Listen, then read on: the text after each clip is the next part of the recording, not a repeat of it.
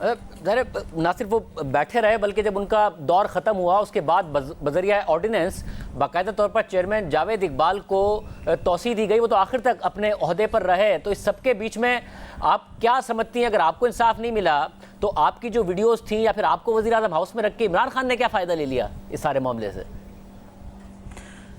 मेरा ख्याल है उसके बाद जब 19 तारीख को एक चेयरमैन नैब ने प्रेस कॉन्फ्रेंस की थी कि मुझे हुकूमती अहदेदार ब्लैकमेल कर रहे हैं मेरी कुछ ऑडियो वीडियोस की वजह से, तो उसके बाद ये बात सामने आ गई कि वो क्यों ब्लैकमेल कर रहे थे। उसके बाद जब ये चीज़ें ऑन एयर हुई वीडियोस और ऑडियोस, उसके बाद उनके कोई पीटीआई का कोई बंदा अरेस्ट नहीं हुआ, उनके सारे केसेस बंद हो गए। हेलीकॉप्टर केस था, मालम जब्बा केस था और बेशुमार केसेस थे, वो सारे बंद हो गए।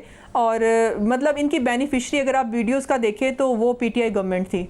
ये सब उसके बाद हुआ है क्योंकि एक इंटरव्यू था जावेद चौधरी साहब को, उसमें उन्होंने कहा था कि दबाव है हुकूमत का और ज़ाहिर है वो केसेस बंद हुए, हमने टाइमलाइन भी आवाम के सामने रखी है। आप कह रही हैं कि उसका बस एक ये हुआ फ़ायदा कि अपने केसेस बंद हो गए और आप लोगों को इंसाफ की उम्मीद दिलाई गई, मगर उसके बाद कभी ऐसा नहीं हुआ कि आप लोगों से रब्ता किया गया हो कि आपका केस आगे बढ़ा है, इस चेयरमैन नैब ने अगर आपके खिलाफ हैरेसमेंट की थी या नहीं की थी। ये भी नहीं बताया गया कि आपके इल्ज़ामात गलत थे, हमने तहकीक कर ली है, ऐसा कुछ नहीं है, आप गलत बयानी कर रही थी, ये भी आपको कभी नहीं बताया गया। जी, ये मुझे मेरा ख्याल है मुझे बार बार एहसास दिलाने के लिए उसको एक्सटेंशन भी दी गई कि आप क्या चीज़ हो, आप कुछ नहीं हो इस सिस्टम में, आप सिर्फ एक कीड़ा मकोड़ा हो। और जो पावरफुल बंदा था, होना तो ये चाहिए था कि उस वक्त जैसे मैं जेल में रही थी कुछ अर्सा, चेयरमैन नैब साहब भी जेल में रह के आते, डीजी नैब रह के आते, जो नैब का बाकी स्टाफ था जिन्होंने मेरे साथ बदतमीज़ी की थी वो सारे जेल में रहते, तो मैं मानती कि जी ये इंसाफ हुआ है। लेकिन बजाय ये कि उसको हटाने के उसको और एक्सटेंशन दे दी जाती है, नवाजिश अपना फ़ायदा उठा लेता है। ब्लैकमेलिंग ये होती है, ब्लैकमेलिंग वो नहीं जो मैंने की है, मैं तो इंसाफ के लिए धक्के खाती रही। ब्लैकमेलिंग वो है जो पीटीआई गवर्नमेंट ने की, ब्लैकमेलिंग वो है जो डीजी नैब ने चेयरमैन के साथ की, ब्लैकमेलिंग वो है जो नवाजिश ने अपनी एक्सटेंशन लेने के लिए की। ये ब्लैकमेलिंग है, वो ब्लैकमेलिंग नहीं। मैं तो अभी तक धक्के खा रही हूँ और इंशाल्लाह इंसाफ ले के रहूँगी और मैं इनको बताऊँगी कि मैं कीड़ा मकोड़ा नहीं हूँ जिसको वो मसल के गुजर जाएँ। मैं भी, मेरे साथ और कई आवाज़ें हैं शाहज़ेब, यकीन करें कि मुझे इतनी कॉल्स आ रही हैं इनकी हैरेसमेंट की शिकार ख़वातीन की, जो और भी सामने आने से डरती हैं सिर्फ इस वजह से कि इन्होंने मुझे इबरत का निशान बनाने की कोशिश की, इस वजह से ख़वातीन सामने आने से डरती हैं। लेकिन और अभी भी वो एक सीट पे बैठे हैं, ये नहीं कि वो एक सीट से हट गए हैं चेयरमैन नैब, तो अभी भी मिसिंग पर्सन कमीशन के चेयरमैन हैं और बड़ी इज़्ज़त से बड़े प्रोटोकॉल के साथ अपनी सीट पर बैठे हैं। और किसी और मुल्क में होते तो शायद अभी तक जेल जा चुके होते, लेकिन पाकिस्तान में शायद इंसाफ नहीं है या नज़र नहीं आता।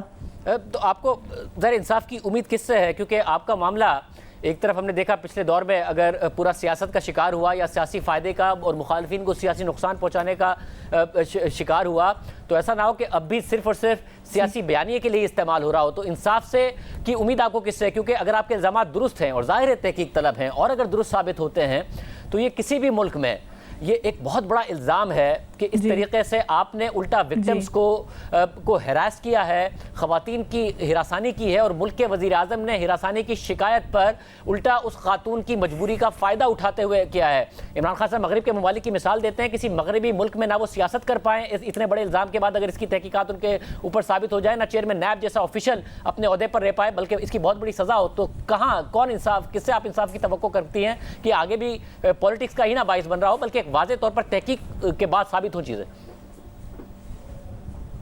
शाहज़ेब साहब, नूर आलम साहब ने मुझे कमेटी में बुलाया है, आपको अगर मिलें तो कभी उनसे पूछिएगा कि उन पे कितना ज़्यादा प्रेशर था नैब की तरफ से कि तैयबा को ना बुलाया जाए, और मुख्तलिफ हीले बहाने भी किए गए। आज चेयरमैन साहब भी पेश नहीं हुए, डीजी नैब भी पेश नहीं हुए। हालांकि आज मैं चाह रही थी कि मेरे सामना करते, मेरे सामने बैठते और उनको मैं बताती कि क्या उनके घर में माँ, बहन और बेटी है या नहीं है, और उनको शायद एहसास होता कि उन्होंने क्या गलत किया है। लेकिन बदकिस्मती से आज वो आए ही नहीं, वहाँ पे मेरा सामना नहीं कर सके। और मुझे पूरी उम्मीद है अपने इदारों से, अपने अदलिया से उम्मीद है, और इंशाल्लाह कि मेरे साथ इंसाफ होगा। मैं भी इसी मुल्क का हिस्सा हूँ, मैं भी इसी मुल्क की शहरी हूँ, और मेरी चीज़ें जो भी मेरे अगेंस्ट थी वो सारी ख़त्म हो चुकी हैं और सारा झूठ साबित हो चुका है। तो मुझे भी इंसाफ की तवक्को है और मैं उम्मीद करती हूँ कि मुझे इंसाफ मिलेगा।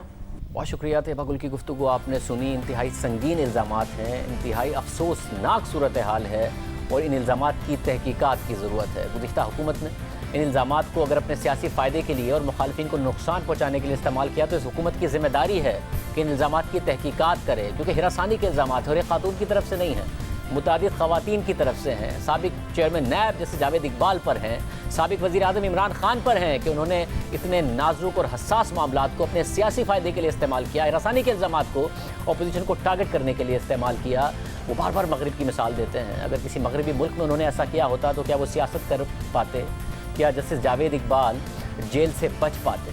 इस इंटरव्यू के दौरान साबिक वज़ीर आज़म इमरान खान, उनके साबिक मुआविन ख़ुसूसी ताहिर अहमद खान और साबिक प्रिंसिपल सेक्रेटरी आज़म खान, साबिक chairman NAB justice Javed Iqbal, साबिक DG नैब लाहौर शहजाद सलीम और नैब के तर्जुमान नवाज़िश अली का नाम लेकर उन पर इल्ज़ाम लगाए गए हैं। सहाफ़ती ज़िम्मेदारियों को सामने रखते हुए इन इल्ज़ामात का जवाब देने के लिए इन तमाम हज़रात के लिए हमारा प्लेटफॉर्म हाजिर है।